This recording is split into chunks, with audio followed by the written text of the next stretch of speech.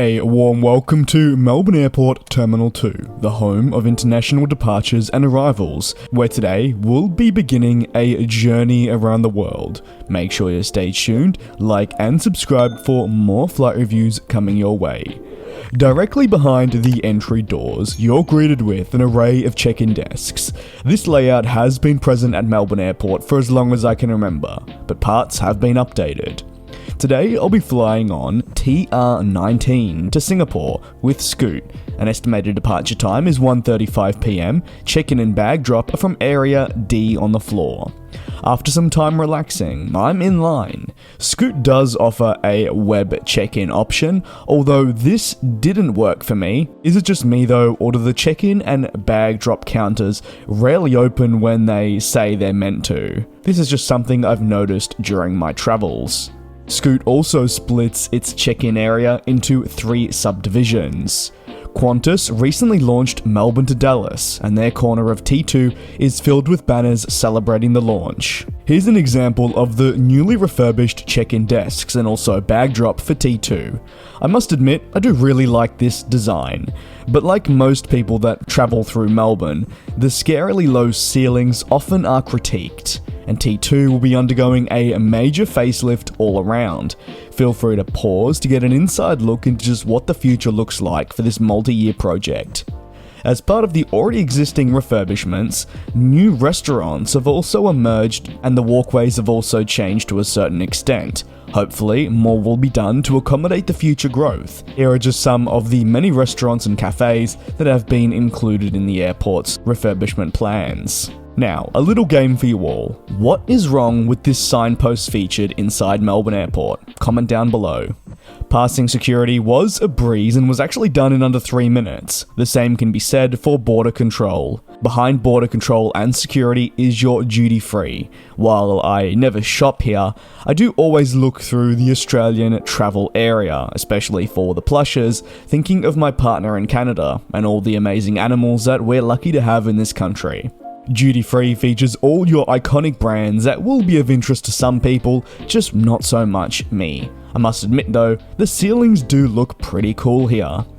As part of the continued revamp of T2, past Duty Free is a host of iconic fashion and designer brands. This part of the terminal, I must admit, feels more like a high-end Westfield shopping centre rather than an airport. News agencies really though are your best bet for a snack, and if you're after Tim Tams, well, I'm pleased to let you know that you'll definitely be in luck if you're flying out of Melbourne Airport. As you can see, there is a complete tower of them for purchase. 4 packets for $20. Pair that with some luggage to carry it, and you're definitely sorted for your flight. Bits of Melbourne are featured throughout the terminal, such as this Lego tram. Melbourne has the largest tram network measured by route length in the world. Did you know that? It's absolutely incredible. It looks like we're departing from, well, who knows, as this sign keeps flickering, but I believe it's just dead ahead from the quick glimpse that I was able to get while recording. As always, I prefer walking around the airport and terminal, taking pictures and videos of the aircraft that are parked rather than sitting and waiting.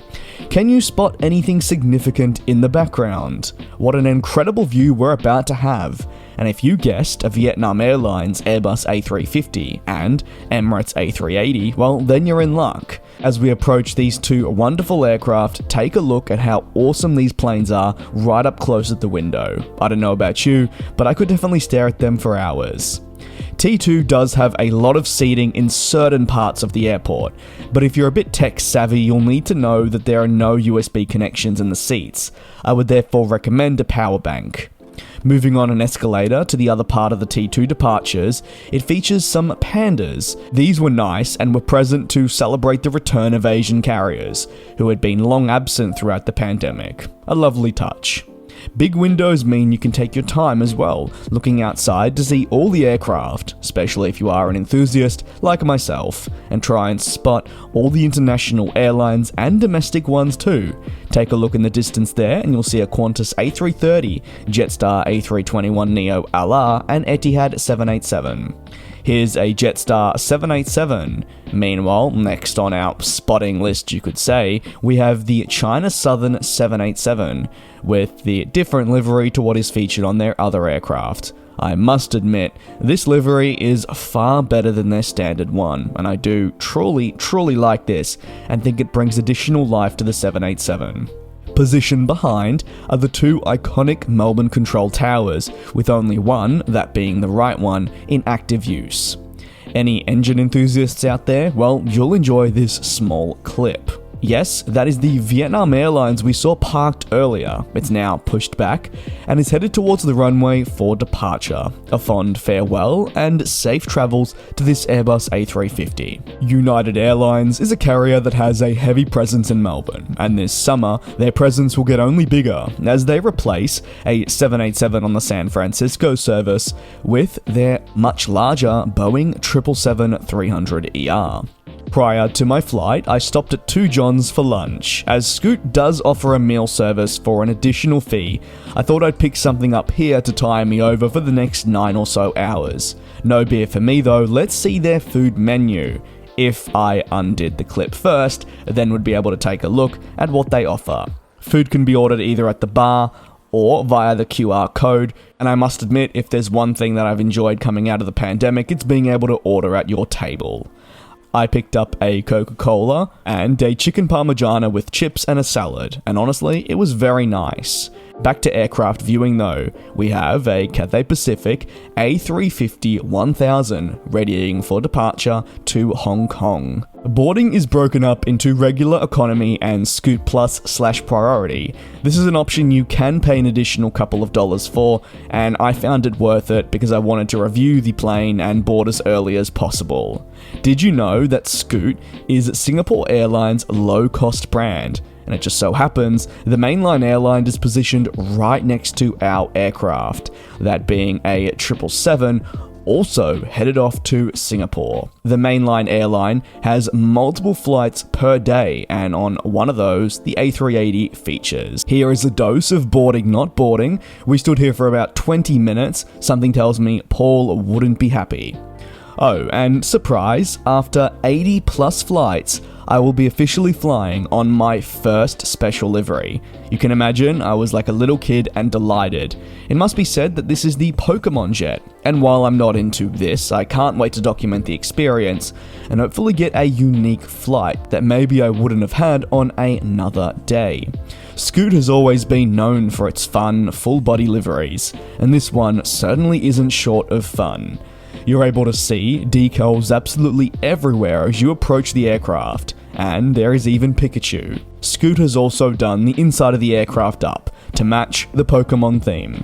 Let's take a look, and wow, it is. Now, people have mixed feelings about the theme, and I can totally understand from their perspective, but I like it. Flights can be often bland, and especially if you're in economy, it's just a regular seat. So I'm all for a bit of fun, unless it's intrusive on your flying experience. Your thoughts though are welcomed in the comments below. I am in the back half of the cabin today, as I didn't fancy paying extra for a seat further up, so today I'll be in 38A, which is a window seat on the left-hand side of the aircraft. Let's pray that middle seat is free. There's no IFE, however Scoot says if you are feeling restless on their services, you can use Scoot Hub for all your entertainment needs, which is handy given how many people have personal electronic devices. The tray table was adequate, releasing perfectly and also being put back in place with ease. Sometimes you can struggle with this. In the seat back pocket, you have the safety card information. Today, we're flying on a Boeing 787-9 Dreamliner. And right behind the safety card, which I attempted to put away but failed, is the Scoot Cafe menu, which highlights food available for purchase, and I'll take a look at this more in depth as we depart Melbourne. You have your standard sick bag, which this time isn't plain and does have the Scoot logos on it. I found legroom to be adequate. Now, I'm not the tallest. At times, maybe it felt a little bit cramped. And again, this will be very subjective. If you're taller, larger, smaller, you may find it difficult at points, or you may find you have more room. That's always going to depend. As you can see, the overhead bins do have decals on them. We'll take a look at those shortly, but this is my view outside the window. This being a 787, the windows are controlled with the switch as there are no shades. This is a feature of the 787 I must admit that I'm not a fan of. Above the seat directly are your reading lights, which can be controlled via a button in your armrest. As the flight begins to fill up, let's take a look at those decals on the overhead bins. They feature on every overhead bin and go right up and down the cabin. Again, just another nice touch to remind yourself that you are flying on the Pokemon Jet, a special in-flight experience with Scoot. LED lighting did begin to hit as we prepared for departure. Next to the international terminal is that of the Qantas domestic terminal. So you can see here a Qantas 737 with people boarding via the back stairs as well. Pushback was around 20 minutes or so late, but as you would expect, you can make those 20 minutes up in flight and arrive at your destination potentially even earlier. So at the very least, it was great to get away on time, something Scoot is definitely known for. And here's another look at the Qantas domestic terminal. But wait, back to the international terminal, we have an Air Vanuatu 737. Then we have that Singapore Airlines 777 that I mentioned earlier that will be jetting off to Singapore. An empty gate, which is where we were parked, then brings us to that Cathay Pacific A350-1000 with catering being loaded on. Behind that, you have a spare gate and the Jetstar 787. Close up, we have two parked QantasLink 717s. Sadly, these will be retired in the future, and a little bit further, we have the Emirates Airbus A380 waiting for an available gate as it jets off later tonight. Let's though enjoy now the Airbus A380 as we pass right by it. I'll truly never get tired of quad-engine planes. I mean, how could you? They are truly phenomenal, and as an aviation geek, it's always exciting to see such a large plane and wonder how on earth does it get up in the air. Somewhere there on the outskirts are my parents and dog waiting for me to depart. So now I'll be quiet as we turn onto the runway and I'll let you enjoy the departure out of Melbourne Airport on board this Scoot Boeing 787 destined for Singapore.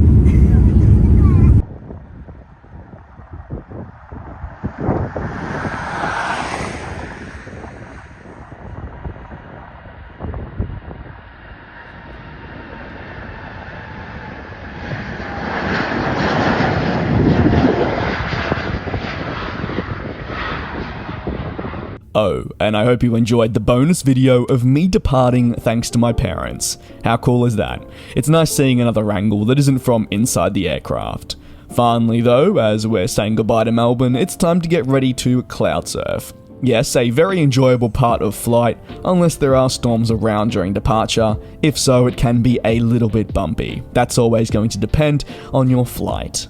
For those of you that are interested, I'd say this journey was about 70% full, but don't quote me on that. Another look at the decals featured on the overhead bins.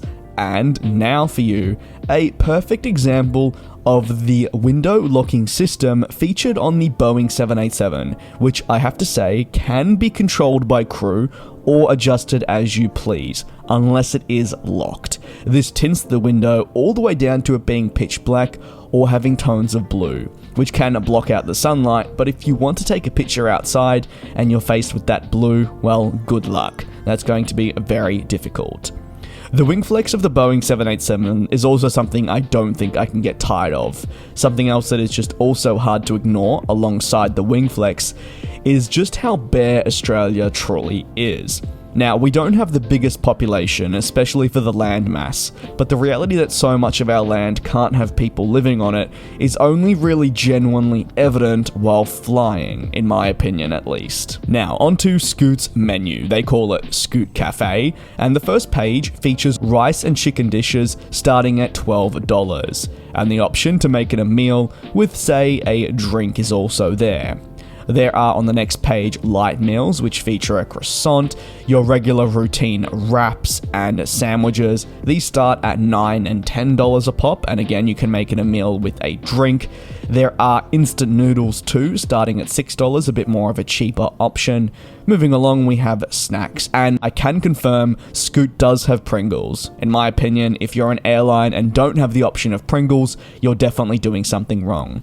Lastly, we have cold drinks starting at $4, and on the back page, you do have the option again to purchase more things like Wi-Fi, power USB, and everything else you could think of. The Scoot flights are cheap, and this is how they make a great amount of money. I went for water, and the best thing I got from it was actually a napkin that had Pokemon all over it, and I did keep that napkin as a bit of a memento for the flight. As we settle in, the realization that 5 and a bit hours have already passed and we're not even out of Australia yet. Now though, it is almost time to say goodbye as we exit the Northern Territory and say goodbye to the country that I call home. Shortly after we flew over Australian land, the lights changed. It had me thinking just what was going on. I was bemused yet also excited as I'd never seen something like this on an aircraft before. The crew got dressed into Pokemon onesies and went ahead doing a special service of drinks and items where people had the opportunity to take photos. Seeing the smiles and laughter on a plane was nice, so kudos to the crew for going the extra mile to really brighten up some people's days. Whether they enjoy flying or not, I have no doubt that for some, this was probably a once-in-a-lifetime experience made better thanks to the crew again going that extra mile to really immerse themselves in the experience of being on board the Pokemon jet. And here's a look at some of the picture opportunities that also took place. Again, if you wanted to do this, you are more than welcome. Cloud watching from a plane is something else I'd also recommend and can be very enjoyable depending where you're geographically located to see the different cloud formations and much more. In fact, down there it does look like there's a little bit of a storm to the right of your screen. And if you are cloud watching, sometimes you'll have the opportunity to see something even more cool, and that is another plane from your plane. You may even get yourself into a little bit of a race. This aircraft here, based on flight radar tracking, was headed to Kuala Lumpur in Malaysia. A very cool sight to see, and especially as you arrive into major airports globally, something you'll very much become aware of. It's time to bank, which means we're winding down this flight. After flying Singapore Airlines only a handful of months earlier and having a pretty uncomfortable experience with my allergy, I was very hesitant to try Scoot. But honestly, I'm glad I did. For being hundreds and hundreds of dollars less, and I can't emphasize the cost difference, than other options on the Melbourne to Singapore route, they were more than adequate in getting me from point A to point B. It was a pleasant experience that I thoroughly enjoyed. Now, this wasn't a long flight on my end because I'm so used to traveling ultra long haul, so the lack of IFE was completely fine. And again, as I made the point earlier in this video, most people nowadays have a personal electronic device, so you can always pay a little bit more to connect to the Wi-Fi and utilize that, or download shows and movies, say on Netflix and or Spotify. The crew were very friendly, helpful, and I found always willing to go the extra mile. The seat was also nice for the ride. There wasn't much bad I could really say about Scoot, and while their network from Melbourne is very limited, being Melbourne to Singapore their only service, if I'm headed through Changi onwards on a, say, separate ticket again, I would gladly fly them. So now, as I approach Changi, I'll be quiet and let you enjoy the views and the touchdown.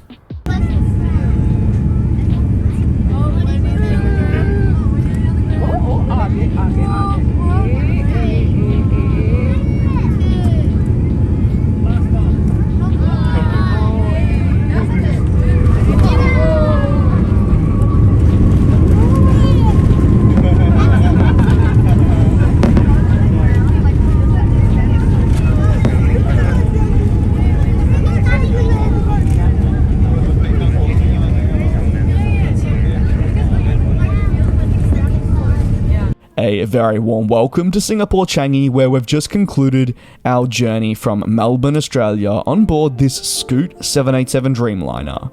Thank you very much for following along this flight review. I know they're maybe not the best in the world. I'm still trying to get the hang of it, as it's certainly not my forte. Now I have a 7-hour layover until my next departure out of this airport, which I'm happy to tell you I did also film, so stay tuned as that flight review will be coming to the channel very soon, and you'll be able to find out just where I'm headed next. Thank you once again for your support and tuning in. Take care, and I'll see you next time. And we'll fly.